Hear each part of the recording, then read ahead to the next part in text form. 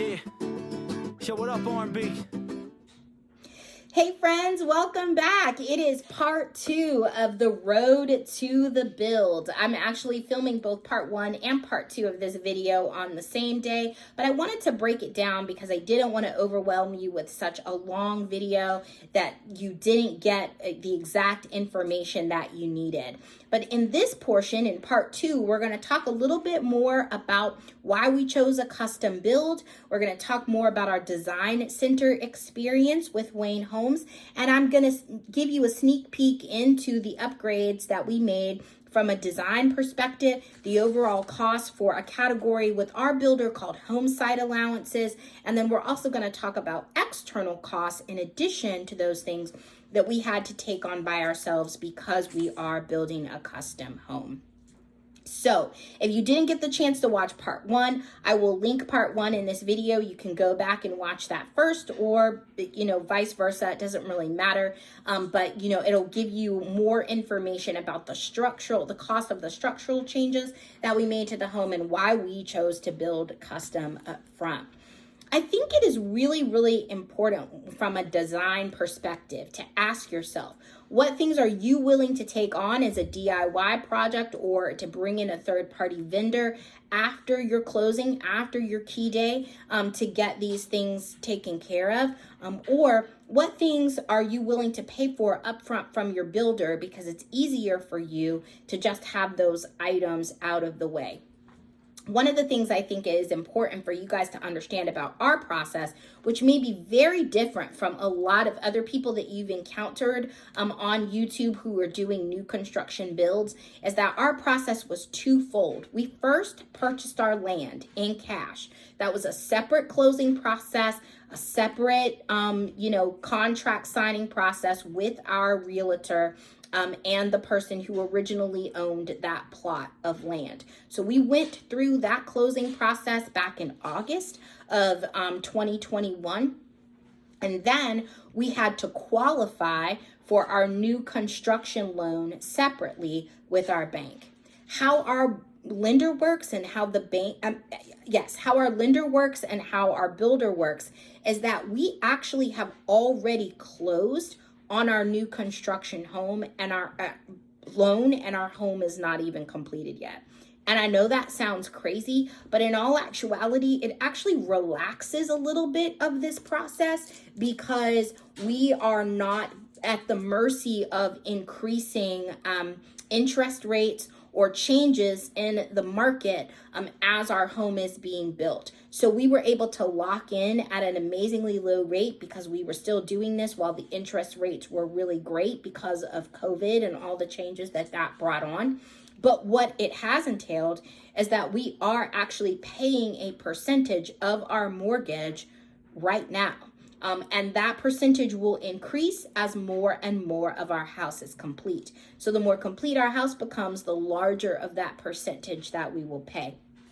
We were basically assured by our lender that we wouldn't incur more than 2, maybe 3 full mortgage payments before the completion of our build. And so, that was something that, because of all the hard work that we've done over the last 7 years to pay off over $200,000 of consumer debt, we are now in a financial position that we're able to basically support what feels like multiple households.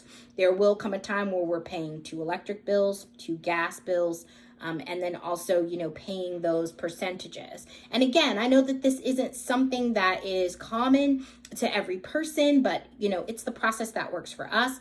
We're going to talk more about financial management and how we were able to get to this point in another video. But let me jump in and talk about the design upgrades that we made and share with you a lot of the items that were standard for us with our builder. In addition, we're going to talk about some additional options that we have with our builder that I feel like are really unique in that we're able to create external contracting for certain portions of this process. So one of the first design changes that we made, or design upgrades that we had to encounter, was the frameless 36-inch shower door for our unique universal access or zero clearance shower. That door cost us $2,187, and basically it's about 14.8 square feet of glass that is only attached to the ceiling and the side walls of the shower. And so there is no bottom lip to egress. What does this mean? A wheelchair could roll directly in and out of that shower. You could walk into that shower on a walker or a cane, and you don't have any trip hazards or fall hazards in the way. Again, very important to us. $2,187 for that door. We chose to upgrade to quartz counters in our kitchen. And our builder is unique that they take the whatever countertop material that you use up 4 inches on the back rail of your kitchen walls before they start to install Backsplash, if you choose to have Backsplash installed. So the cost of those quartz counters, as well as the 4 inches of bumper splash, basically, that's what it is, cost us $6,435. I know that sounds like a lot, but we opted for, remember, we're building a farmhouse. We opted for that beautiful, deep, 9-inch farmhouse sink with the 36-inch apron on the front, and you have to have hard stone countertops, either granite, quartz, marble, porcelain, right? Some hard stone when you're putting in that type of sink. We looked at granite first, obviously, because granite's cheaper. And honestly, there were no granite patterns that the builder offered that I was really impressed by. They were all very dark and very busy, and it wasn't the look that I was going for. So we opted for quartz instead. We upgraded our bath accessories in our primary bathroom, our master bathroom, to nickel material. And so they're a little nicer than the more standard toilet paper holder, towel rod, or that kind of thing. And it was only $82. I felt like that was a really great upgrade because, again, I wanted a very spa luxury feel when you walked into our bathroom. And so I think that was a really needed upgrade. We upgraded our cabinet hardware in our primary bathroom, and that was actually the only place in the house that we chose not to go with included hardware. The upgraded hardware for the bathroom, by the way, only cost us $10. But again, the reason why I didn't upgrade hardware anywhere else in the house was because A, I felt like the included hardware was perfectly fine for the guest bathroom, and B, the hardware that I was looking for our kitchen specifically, our builder didn't offer anything that looked like it. I've actually purchased hardware separately. It is a glass and marble hardware. They're very old school, holders, drawer holders, or knobs or pulls, whatever you call them. And when you see them installed, you're going to understand why I chose them, because I'm going for a very different look, a very older look in our kitchen, and that just brought that out in a different way. We did upgrade to add crown molding and to have soft close cabinets and drawers in our kitchen. The cost of that was $1,050. We upgraded our entrance handle for our front door to have a much more sleek entry on that beautiful black stained door. That was $183. Now we get to lighting. This is the place where I feel like, you're going to find people that are all over the board. Some people are going to tell you, don't buy any lighting from your builder at all. It's way too expensive and it's not necessary. Just have them cap off all of the spaces, go out, buy your own lights and install them. And while I think that's probably great for some people, I'm not getting on a ladder to install any kind of lights. And my husband doesn't consider himself to be handy in that way, especially dealing with electrical. Certain things like painting walls or installing, shelving, okay, I'm cool with that. But when you talk about wires and exposed wires and whether or not electric is on or off or whatever, that, honey, not for me, okay? So we decided up front that we were going to do two things. There were certain lights that we were going to purchase from our builder directly, which we did.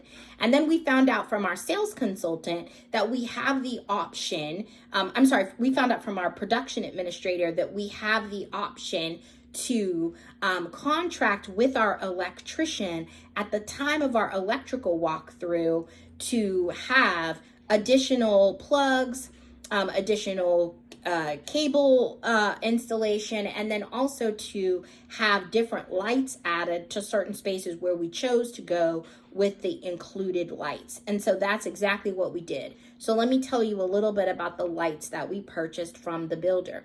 We purchased two 52-inch ceiling fans, one for our great room, one for our morning room. They were $350 a piece for a total of $700. We had 4 additional recessed lights added in our great room. They were $109 each for a total of $436. We purchased 2 Brindley style chandeliers, one for our foyer, another for our dining room, at $283 each for a total of $566. We purchased 2 matching Brindley island pendants for over our 10-foot island at $192 each for a total of $384.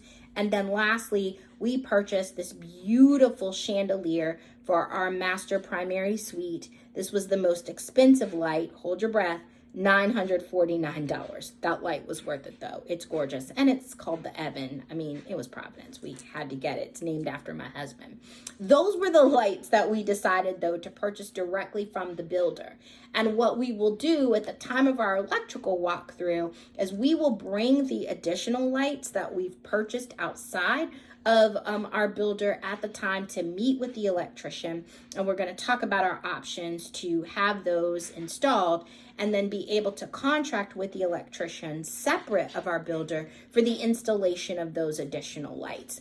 We will also though be adding some Cat 6 cabling and some plugs in different places that don't already exist in the build.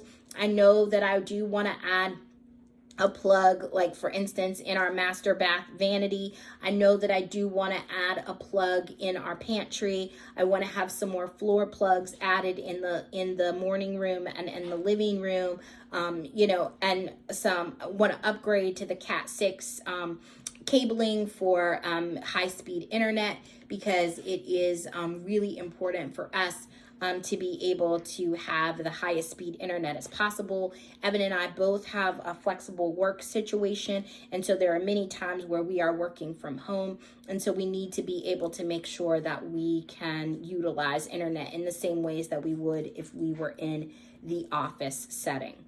All right, let's move now to flooring. Our builder offers luxury vinyl plank LVP flooring in much of the spaces in the house, and then many of the other spaces are just standard for carpet.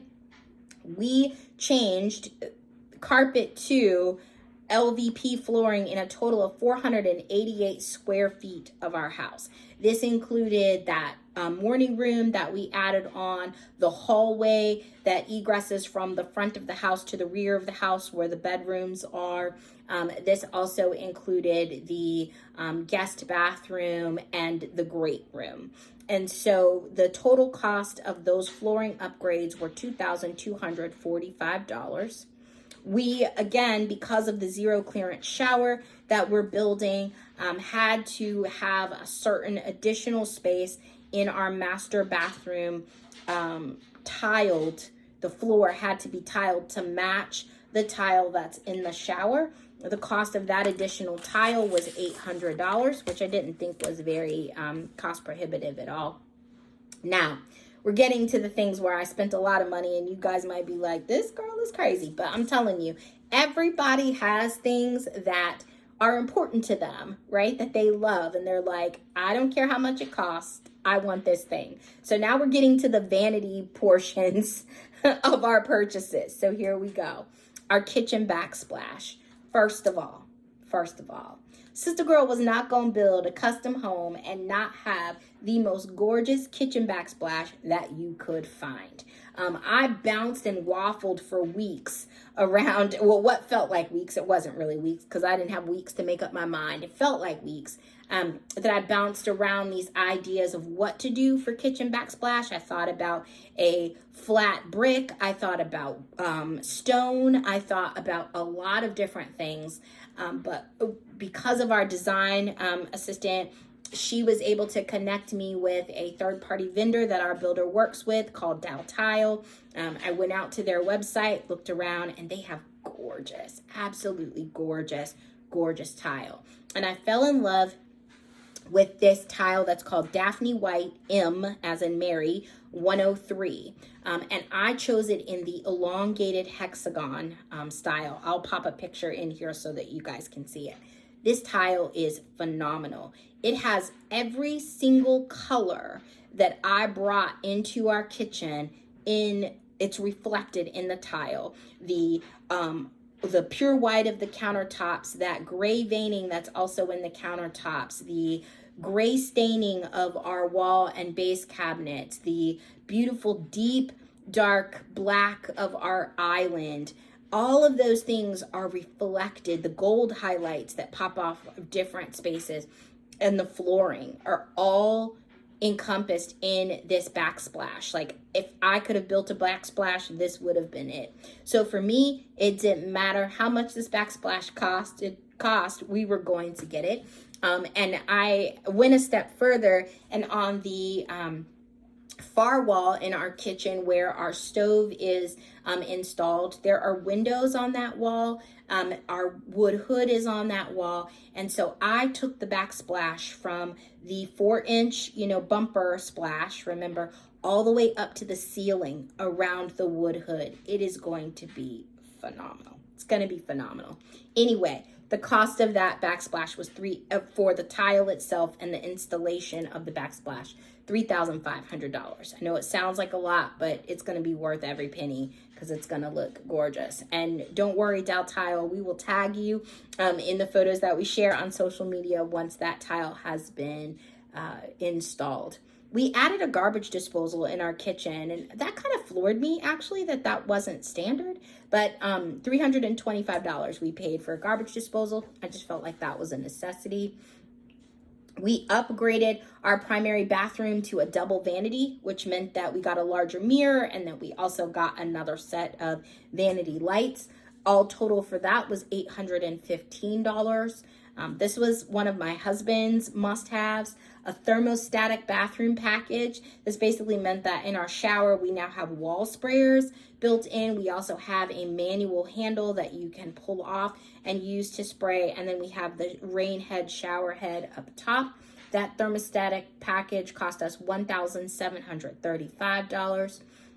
We got satin nickel faucets in all of the bathrooms instead of chrome. I'm not really a chrome fan. If I have to choose a silver material, I would prefer that it would be nickel.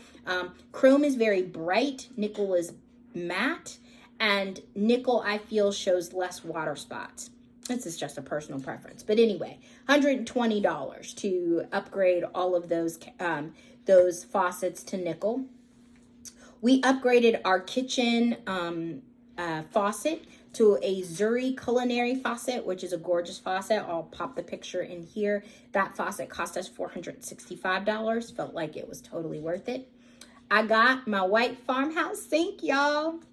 I have been in love with the idea of having a farmhouse sink in my kitchen forever. And I'm finally going to have a 36-inch apron front, beautiful white crisp farmhouse sink, $1,367. And then lastly, the last must-have of my husband for our primary bathroom, our master bathroom, was that he have an ergonomically height toilet.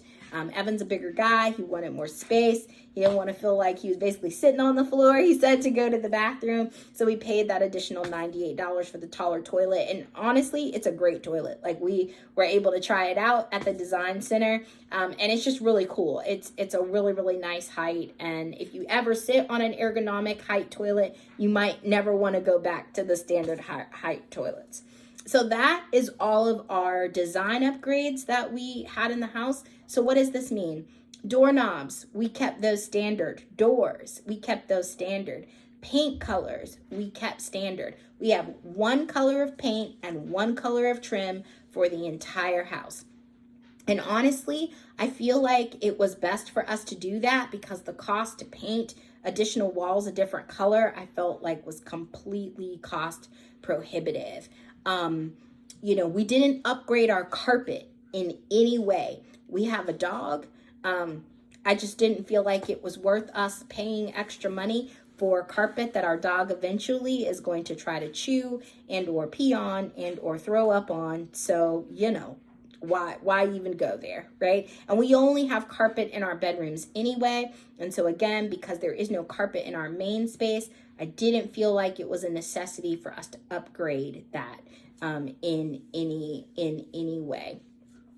But there were a lot of other pieces that we've kept standard across the board, like the actual style of the faucets in our bathrooms. We did not upgrade. We might upgrade those later on, but honestly, I don't really see the necessity. I like the faucets we chose. I like the ones that were included. They were fine. They were fine.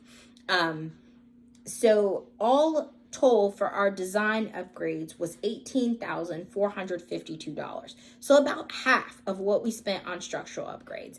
And this again allowed us to stay in budget. We were just very budget conscious about the choices we were making, and we said there's a certain percentage of the overall cost of this build that we're willing to put towards upgrades, and we stayed right in that percentage range.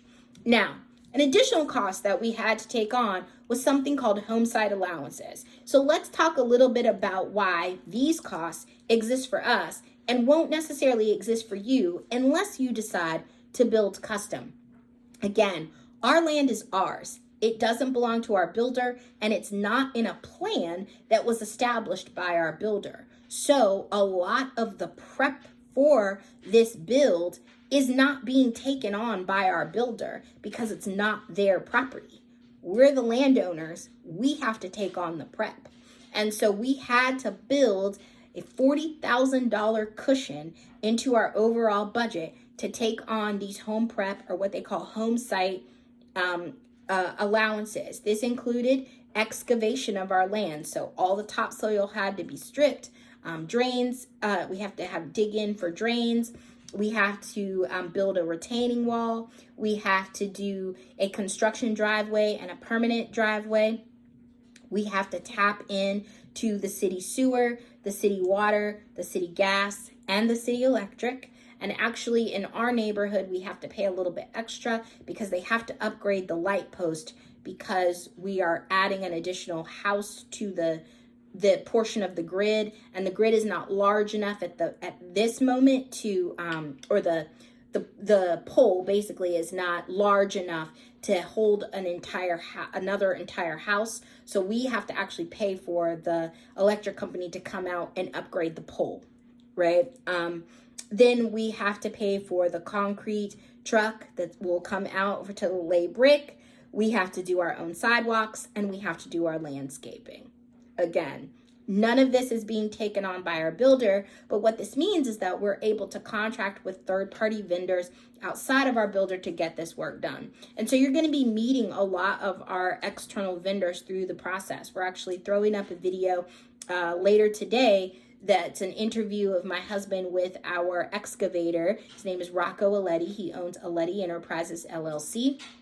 He's going to talk about his role in the build. You're going to meet our surveyor. You're going to meet some of the team from Wayne Homes.